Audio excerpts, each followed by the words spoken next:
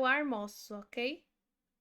Mais de 200 vídeos aqui no Cafezinho Investigativo falando dos crimes mais cruéis, sobre serial killers que mataram dezenas de pessoas.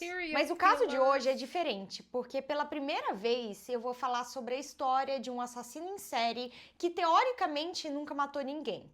Isso mesmo, ele foi responsável por pelo menos 7 mortes sem nunca ter encostado um dedo nas suas vítimas. Porque lá no Japão existia um homem tão manipulador que conseguiu convencer uma família inteira a matar uns aos outros. Esse é o caso do controlador de mentes Futoshi Matsunaga. Olá, amizades! Tudo bem? Meu nome é Luísa Kemi, ou só a Kemi. Bem-vindos de volta ao Cafezinho Investigativo, o canal aqui do YouTube que falamos sobre casos reais, mistérios e lendas urbanas que aconteceram em países da Ásia enquanto tomamos um café gelado. Mas antes de falar sobre o caso de hoje, uma pausa para falar sobre a sua segurança. Hoje em dia a gente faz tudo pela internet, né? Compras online, a gente paga boleto no celular, nos serviços se acharam abril japonesas. Naquela 61 de hoje, é graças aos nossos patrocinadores que a gente pode continuar trazendo o conteúdo que vocês querem assistir. E agora de volta ao caso. Futoshi Matsunaga nasceu em abril de 1961 na província de Fukuoka, no Japão. Seu pai era dono de uma loja de tatames, que é aquela esteirinha de palha usada como piso nas casas japonesas. Naquela época, tatames estavam muito em alta. Todo mundo queria na sua casa porque virou uma peça essencial da casa japonesa. Então a família do Futoshi acabou enriquecendo bastante. Segundo conhecidos, o Futoshi cresceu bem rico e sendo bem mimado. Além de ter uma vida super privilegiada, o Futoshi também era muito inteligente. Suas notas na escola eram muito boas e ele parecia ser um líder natural. Apesar de que eu li em alguns lugares que o Futoshi tinha essa tendência de aumentar os seus feitos. Por exemplo, ele disse que ele recebeu nota 10 em quase todas as disciplinas no ensino fundamental, que ele era representante de classe, que venceu a competição de debates à escola logo no seu primeiro ano do ensino fundamental, superando até alunos do terceiro ano.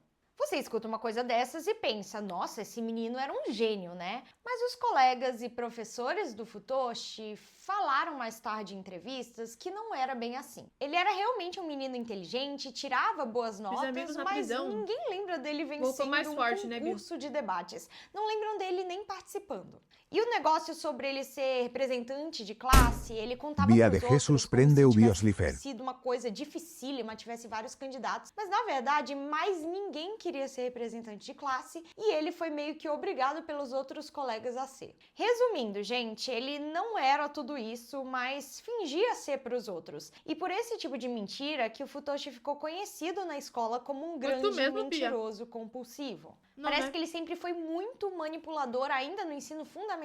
Os colegas dele diziam que ele sabia exatamente o que falar para, por exemplo, arrancar o dinheiro dos outros. Ele também se achava o mais esperto da sala, vivia retrucando os seus professores e se achando assim a última bolacha do pacote.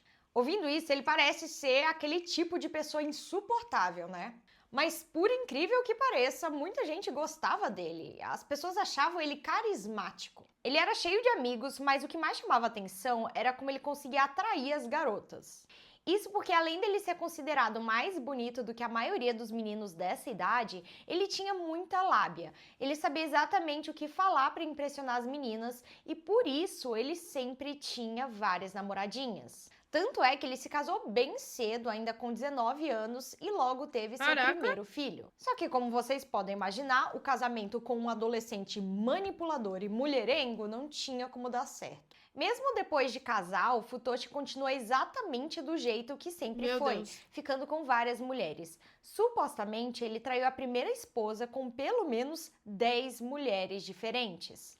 Daí você se pergunta, como? O que ele tinha de tão especial assim? Então, a primeira esposa dele disse o seguinte em entrevistas posteriormente. O Futoshi era extremamente confiante. Ele só falava coisas grandiosas que faziam as pessoas acreditarem em sonhos que nunca iam acontecer. Ela também falou que ele vivia se chamando de Salvador do mundo e ela disse com todas as palavras. Eu sabia que era questão de tempo até alguém morrer nas mãos dele. O que nos leva até uma mulher chamada Junko Ogata. A Junko era bem diferente do Futoshi. Ela nasceu numa família rica, também na província de Fukuoka, e desde criança ela era conhecida por ser super doce, educada e estudiosa. O seu sonho sempre foi trabalhar com crianças, então quando ela se tornou adulta, ela virou professora do maternal. Só que toda essa vida tranquila e normal mudou quando Futoshi reapareceu na vida dela. Eu digo reapareceu porque os dois estudaram na mesma escola. Eles meio que se conheciam de vista, porque tinham mais ou menos a mesma idade, mas eles não eram nada próximos. Foi só em 1982, tipo, anos depois deles se formarem, que o Futoshi ligou pra Junko do nada, sem nenhuma explicação, querendo se reaproximar. Eles marcaram de se encontrar e no começo a Junko não estava tão interessada. Esses aí são os dois, assim galera? Alguém Eles sabe? passaram algumas horas juntos e na hora de se despedir, o Futoshi deu um beijo forçado nela. Oxi! Pela descrição, literalmente assédio. Era um grande red flag criminoso.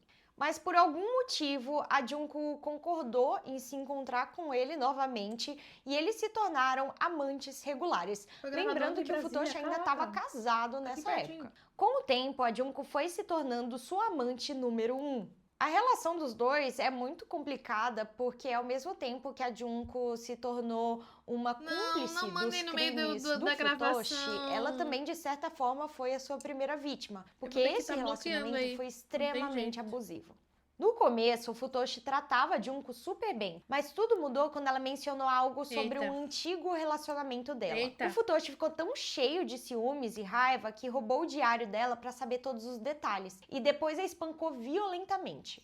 Pensa na hipocrisia. O homem era casado, tinha mais de 10 amantes e ele estava se sentindo no direito de reclamar porque uma das amantes tinha um ex-namorado. Depois desse incidente, a Junko até chegou a implorar para o Futoshi voltar a confiar nela.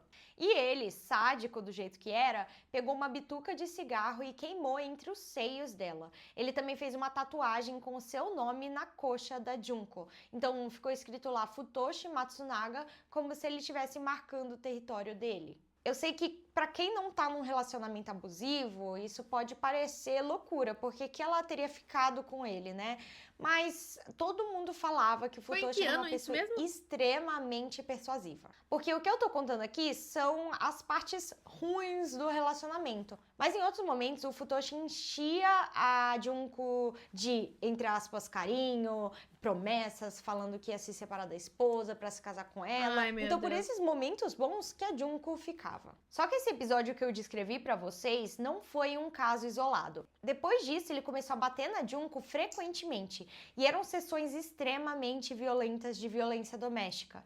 Às vezes, ele até obrigava a Junko a comer comida diretamente do chão. Essas agressões afetavam a Junko profundamente, tanto é que em 1985 ela chegou a desmaiar na escola onde ela trabalhava de tanto estresse e falta de sono que ela tinha. Porque além da insônia, de estar num relacionamento conturbado, o próprio Futoshi não deixava ela dormir mais do que, sei lá, 3, 4 horas por noite. Ela até tentou tirar sua própria vida na casa dos seus pais, mas ela foi socorrida a tempo. Enquanto tudo isso acontecia, a esposa do Futoshi chegou no seu limite.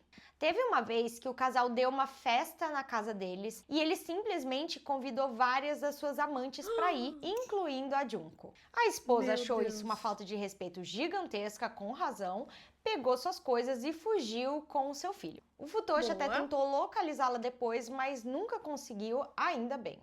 Agora que ele era divorciado, as conversas sobre se casar com a Junko eram cada vez mais frequentes. E os pais dela odiavam essa possibilidade, porque eles viam os hematomas, eles viam as marcas psicológicas e físicas que esse relacionamento estava causando na vida da filha. E o que o Futoshi fez como retaliação?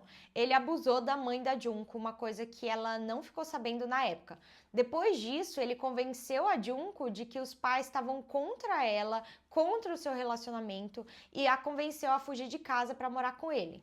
2 anos antes deles morarem juntos, o Futoshi tinha herdado aquele negócio de tatames do seu pai. E aí ele decidiu expandir o negócio. E mais tarde, uns 3 anos depois, ele chegou a comprar um prédio e transformar num negócio de fabricação de futons. Futon, para quem não sabe, é tipo um colchão tradicional japonês.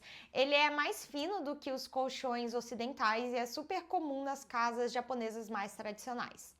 Por fora, o Futoshi parecia um empresário de sucesso, com um negócio que estava dando super certo, mas os seus funcionários sabiam que não era bem assim. Primeiro, que ele era o pior chefe de todos os tempos. Segundo alguns relatos de funcionários, o Futoshi tinha o costume de andar pelo escritório segurando uma arma de choque e às vezes do nada ele virava para alguém e gritava: "Tem um fantasma atrás de você".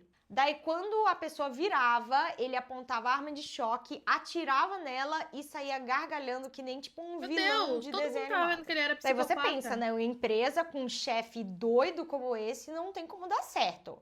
Pior que deu. A empresa estava prosperando, eles estavam ganhando muito dinheiro, mas provavelmente não era porque as pessoas estavam comprando milhares de futons ou porque o Futoshi era um ótimo empresário, nada disso. A suspeita é que ele estava lavando dinheiro através dessa empresa. Isso porque o verdadeiro plano de negócios do Futoshi não tinha nada a ver com vender tatames ou futons. O que ele fazia de verdade era aplicar golpes. Estima-se que nessa época ele tinha roubado 180 milhões de ienes, que eu tentei fazer a conversão para reais hoje em dia e dava mais ou menos 6,3 milhões de reais. Às vezes porque ele usava a sua lábia e convencia pessoas muito ricas a emprestarem dinheiro para ele e obviamente ele não devolvia esse dinheiro depois. E em outros casos ele até chantageava as pessoas. Então ele saía para beber com amigos e ele fazia esses amigos revelarem os seus segredos mais obscuros. E depois o Futoshi usava esses segredos contra eles. Ele falava: se você não pagar certa quantia de dinheiro, eu vou contar todos os seus segredos por aí. Vocês podem imaginar que depois de roubar tanto dinheiro de tanta gente, algumas dessas vítimas iriam até a polícia para denunciá-lo, né? Logo, ele se tornou um dos fugitivos mais procurados do Japão, então ele e a Junko se mudaram para outra cidade e começaram a usar um sobrenome falso, Hashimoto. Mesmo sendo um literal foragido da justiça, o Futoshi não conseguia ficar quieto em casa. Ele continuava saindo com várias mulheres e foi nessa época da vida que ele encontrou a primeira vítima que ele faria em casal, né? Ele e a Junko fariam uma vítima. Uma mulher casada com 3 filhos. Não sei onde ele conheceu essa mulher, só sei que ele se apresentou como um homem rico e solteiro e ainda falou pra ela: a Junko é minha irmã mais nova, a gente mora junto porque ela é minha irmã. E depois de alguns meses dando em cima dela, essa mulher estava completamente apaixonada pelo Futoshi. Inclusive, ele conseguiu convencê-la a largar o marido e morar com ele e com a Junko. Porque sim, por algum motivo a Junko estava ok com esse plano. Mas as intenções que ele tinha com essa mulher não eram românticas. O que ele sentia por ela não era amor. O que ele queria era roubar o dinheiro dela. E no curso desse relacionamento, ele roubou mais ou menos 400 mil reais dessa mulher. Em 1993, um dos filhos dessa mulher faleceu por causas que até hoje são meio misteriosas, suspeitas, nunca esclarecidas. Depois disso, as 2 outras crianças foram morar com o pai e a mãe, que era essa mulher que se envolvia com Futoshi, também morreu logo em seguida. À primeira vista, parecia que ela tinha tirado sua própria vida, mas mais tarde os legistas descobriram um detalhe muito macabro. Ela tinha ingerido fezes logo antes de falecer, que é muito estranho. Mesmo assim, a polícia nunca conseguiu provar que o Futoshi teve alguma coisa a ver com essa morte, ou com a da criança. No fim das contas, ele basicamente saiu impune. Naquele mesmo ano, o Futoshi e a Junko fugiram de novo e assumiram um sobrenome falso. A essa altura, eles já tinham 2 filhos. E vocês acreditam que mesmo depois de aplicar tantos golpes, de roubar tanto dinheiro, ele tinha todo acabado? Tipo, a fortuna sumiu, eu não sei com o que eles gastavam, mas simplesmente acabou. E a solução deles foi encontrar uma nova vítima, dessa vez um homem. Futoshi e Kumio se conheceram num bar e como o Futoshi era um cara muito sociável, muito agradável nesse primeiro momento que você conhecia ele, os dois se tornaram amigos. Os dois sempre saíam juntos e com o tempo o Kumio começou a considerar o Futoshi como um amigo dele, né? E existe um certo nível de confiança que você dá para os seus amigos.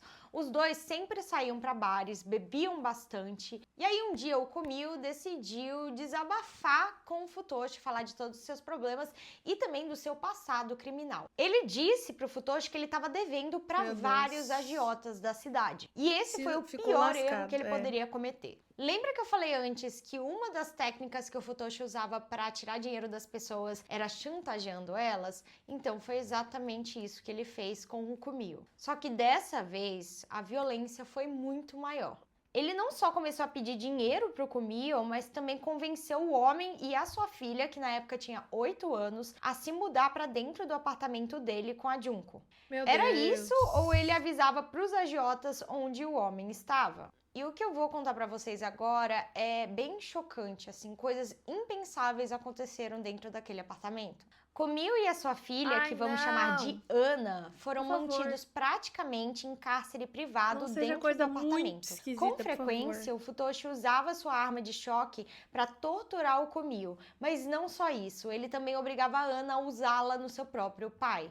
E aí ele começou a usar aquelas técnicas clássicas de manipulação, que foi cortar comida e sono das vítimas. O Kumio e a Ana só podiam comer uma vez ao dia, em quantidades muito pequenas, comida que praticamente não tinha nenhum valor nutricional, como miojo e arroz, e às vezes ele fazia pai e filha comerem só as sobras do chão.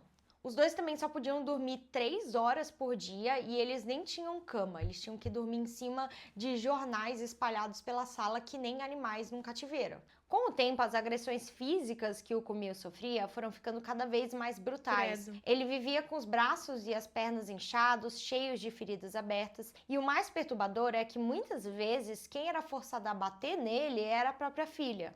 O Futoshi obrigava a menina a morder o seu pai, fazer outras coisas que eu não vou mencionar, mas era uma coisa muito traumatizante para uma menininha de 8 anos. Mas ela tinha que fazer ou ela seria punida também. E depois de meses passando por esse nível de tortura violento, o corpo do Kumio não resistiu e ele faleceu ali dentro do apartamento aos 34 anos. Tá, e o que eles fizeram com o corpo do Kumio? Eles conseguiram tirar do apartamento? O Futoshi e a Junko usaram uma faca para cortar o corpo em pedacinhos e usaram uma panela grande para dissolver parte da carne e da pele. E ainda fizeram a Ana tomar um pouco do caldo, que é muito macabro. Depois eles pegaram o que sobrou e jogaram no mar. O Futoshi ainda tentou convencer a Ana de que ela era a grande culpada pela morte do seu pai. O tempo todo ele ficava lembrando essa menininha de 8 anos, as coisas terríveis que ela fez com ele, né, que ela foi obrigada a fazer, e ainda obrigou a Ana a escrever uma carta admitindo sua culpa. Depois disso, a Ana meio que foi incorporada dentro dessa família disfuncional, entre muitas aspas. O Futoshi apresentava a Junko para todo mundo como a sua irmã mais nova e a Ana como a sua sobrinha. Logo depois da morte do Kumio, o Futoshi encontrou um outro alvo, uma mulher que era conhecida do Kumio. Ele se apresentou para ela como um homem formado pela Universidade de Kyoto, uma das mais prestigiadas do Japão, e usou todas as suas técnicas de manipulação para convencê-la a se mudar para o seu apartamento. Como sempre, ele convenceu essa mulher de que os dois iam se casar e ter vários filhos, mas primeiro ela tinha que se mudar com ele, eles tinham que morar juntos. E no fim ele conseguiu extorquir mais ou menos uns 200 mil reais dela. Assim como fez antes, o Futoshi manteve essa mulher e a filha dela presas dentro do apartamento. Foram mais ou menos 7 meses de cárcere privado e, como sempre, o Futoshi cometeu todo tipo de atrocidade com elas, incluindo choques, a comida fracionada, e ele também batia nelas. E em março de 1997, essa mulher chegou no seu limite. Ela pulou da janela no 2º andar para fugir e, felizmente, ela sobreviveu. Ela foi levada para o hospital e chegou a ficar internada por um tempão, não só por causa da queda, mas também por causa dos traumas psicológicos que ela sofreu. Mas eventualmente ela saiu e começou uma nova etapa da vida junto com a filha e longe do Futoshi. Será que o Futoshi e a Junko foram presos depois disso? Porque se essa vítima sobreviveu, ela teve a chance de contar para a polícia tudo o que aconteceu com ela, né? Bom, quando a polícia chegou no local para prender todo mundo, os dois já tinham fugido com a Ana. O que o Futoshi não sabia era que a Junko já estava ficando muito cansada dessa vida que eles viviam. Ela estava muito cansada dos abusos que ela sofria, das coisas que ela era obrigada a fazer e estava planejando fugir. A Ana ainda morava com o casal, só que ela ficava praticamente todo o tempo trancada em casa. Ela ainda era menor de idade. Nessa época eu acho que ela era adolescente. Só que, por outro lado, a Junko podia sair de casa em algumas situações, porque o Futoshi tinha uma certa confiança nela. Então, se ela precisava ir no mercado comprar alguma coisa, precisava fazer uma tarefa fora de casa, às vezes a Junko podia sair. E numa dessas, ela saiu e nunca mais voltou. O Futoshi ficou completamente furioso. Na cabeça dele, a Junko não era uma parceira, era uma propriedade. Então, assim que ele percebeu que ela tinha fugido, ele foi direto atrás dos pais dela. Só que quando ele chegou lá, descobriu que a Junko não estava em casa.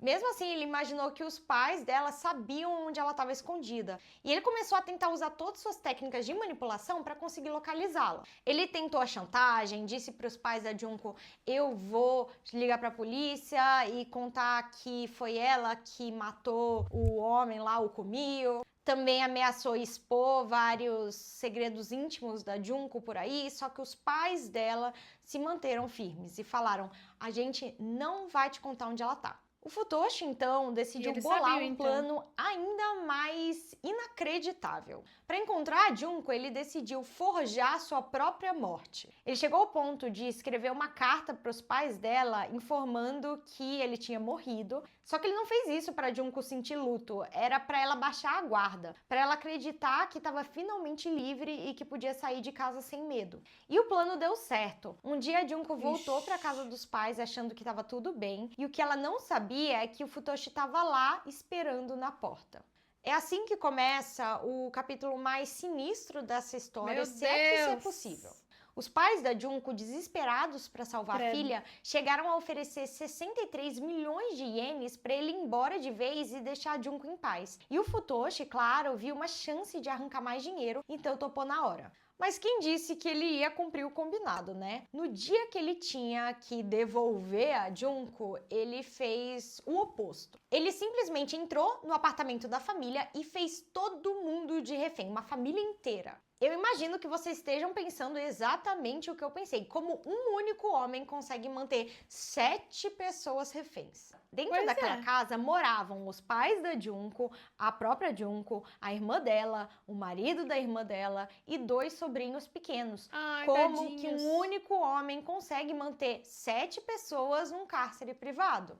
A resposta está no maior talento do Futoshi, que era manipulação psicológica. Por mais inacreditável, surreal que pareça, o Futoshi conseguiu convencer aquela família inteira de que ele era um cara maravilhoso. Ele conseguiu fazer com que todos os familiares da Junko se apaixonassem por ele. Oxi. Como? Eu não tenho a menor ideia, mas falaram que ele usava as mesmas técnicas que aqueles líderes de culto religioso utilizam, sabe? Eu não consigo imaginar. Sei lá, sem palavras. Para vocês terem uma ideia do nível de controle que o Futoshi tinha dentro daquela casa, ele podia praticamente fazer qualquer coisa. Ele começou a se envolver com a irmã da Junko bem debaixo do teto onde ela morava com o próprio marido. E o mais bizarro é que o marido delas não só aceitava, mas ele também incentivava. Ele ficava muito feliz que ela estava se relacionando com o maravilhoso Futoshi. Os filhos do casal, que eram sobrinhos da Junko, também gostavam do Futoshi. Tratavam ele como se fosse uma figura importante, mesmo quando ele torturava a família inteira. Ele estava usando as mesmas técnicas que ele já tinha usado antes, a arma de choque, deixar o povo sem comer, deixar o povo sem dormir. E isso tudo foi quebrando a família psicologicamente, o que deixava eles mais vulneráveis para serem manipulados. No começo, o Futoshi basicamente virou um tesoureiro da família. Só que na prática, todo o dinheiro ia direto pro bolso dele. Todo mundo continuava trabalhando normalmente, mas o salário caía na mão do Futoshi. Só que conforme o tempo foi passando, essas torturas físicas e psicológicas começaram a afetar os integrantes da família, né? Eles não conseguiam mais ir para o trabalho porque eles não tinham forças para se levantar da cama, ou às vezes porque eles apareciam todos machucados e sem conseguir fazer as tarefas do trabalho e eram demitidos. E aí o dinheiro da casa começou a secar. Depois de uns 5 meses, o Futoshi começou a ficar entediado. Para ele já não era tão divertido manter todo mundo assim vivo. E também era caro alimentar tanta gente. Então ele decidiu que estava na hora de se livrar de alguns membros da família. Era uma forma até de economizar dinheiro. E ele começou justamente pelos pais da Junko. O pai dela, principalmente, porque ele estava dando sinais de que não aguentava mais aquela situação absurda. Ele chegou a dizer que queria escapar e denunciar tudo para a polícia, e por isso ele decidiu que o pai da Junko seria o primeiro a morrer. Ele conseguiu convencer a própria Junko a cometer o assassinato. Ela matou o próprio pai usando uma arma de choque. Ela aplicou tantos choques que ele sofreu uma parada cardíaca e morreu ali mesmo, dentro da casa. Todos os integrantes da família participaram da remoção do corpo, incluindo uma criança de 11 anos. Depois foi a hora de se livrar da mãe da Junko. Ela já estava começando até a ter alguns surtos psicóticos, falava que ouvia vozes e o Futoshi não gostava nada disso. Então ele convenceu a irmã da Junko e o marido dela a enforcar a mãe até a morte, enquanto o Futoshi supervisionava tudo. Só que não parou por aí, a próxima vítima dele foi a irmã da Junko. Algumas semanas depois, o Futoshi deu uma nova ordem absurda. Ele mandou que o cunhado da Junko, junto com a filha do casal, matassem a própria mãe, e eles obedeceram. Depois do assassinato, o cunhado da Junko ficou em choque. Ele estava chorando em cima do corpo da esposa, falando: eu não acredito que eu cheguei nesse ponto. Eu matei a minha mulher. Ele acabou sendo a próxima vítima. Depois de matar a própria esposa, o cunhado da Junko entrou em um colapso total. O Futoshi e a Junko então decidiram se livrar dele também. Trancaram o homem dentro do banheiro do apartamento e ele nunca mais saiu de lá. Sem comida e sem água, ele acabou morrendo por inanição. Depois de todas essas mortes, ainda restaram 7 pessoas dentro da casa. Era muita gente. Ah, que mentira! O Futoshi e a Junko, a Ana, que é aquela filha de uma das vítimas anteriores e que continuava morando com eles, os 2 filhos biológicos do Futoshi e da Junko, que apesar de toda a violência nunca chegaram a ser alvos diretos dessas agressões, e os 2 sobrinhos da Junko, mas o menino de 5 anos e a menina de 11. O Futoshi ainda achava que tinha gente demais na casa e decidiu se livrar dos 2 sobrinhos, as 2 crianças. Ele primeiro se livrou do menino de 5 anos e depois de tanta dor, de tanta tristeza, a menina de 11 pediu para que tirassem a vida dela. E assim eles fizeram. Os crimes do Futoshi não pararam por aí, e eu não vou me alongar nessa parte porque foi um pouco mais do mesmo. Ele encontrou outra mulher, seduziu ela, e dessa vez ela era mãe de 2 crianças, gêmeos ainda bem pequenos. Essa mulher acabou indo morar com Futoshi e a Junko no mesmo apartamento, enquanto os 2 filhos dela foram deixados em um segundo apartamento completamente abandonado, onde só recebiam um único pão por dia para comer. A essa altura, imagino que todo mundo aqui está exausto de tristeza e querendo saber se as vítimas pelo menos conseguiram alguma justiça. Afinal, como que a polícia conseguiu encontrar o Futoshi e a Junko? Então, foi graças a Ana. Deus, finalmente. Em 2002, a Ana, que nessa época era menor de idade, com cerca de 17 anos, conseguiu escapar pela primeira vez. Ela reuniu coragem e fugiu direto para a casa dos avós, e mesmo estando livre agora, ela não contou nada do que tinha acontecido para eles. Inclusive, eles nem sabiam que o pai dela, o Kumio, já tinha falecido anos antes. Ela contou uma história para os avós dizendo que o pai estava viajando, então ela precisava passar algum tempo lá na casa deles. Só que o Futoshi acabou descobrindo onde ela estava escondida e apenas um mês depois ele conseguiu arrastá-la de volta para o apartamento. Mas dessa vez, antes de ser levada de volta, a Ana deixou uma carta para os avós contando tudo, detalhando os horrores que tinha vivido e alertando que eles não podiam confiar no Futoshi de jeito nenhum. De volta no apartamento, a Ana sofreu ainda mais tortura. Numa das sessões, o Futoshi arrancou todas as unhas do pé dela.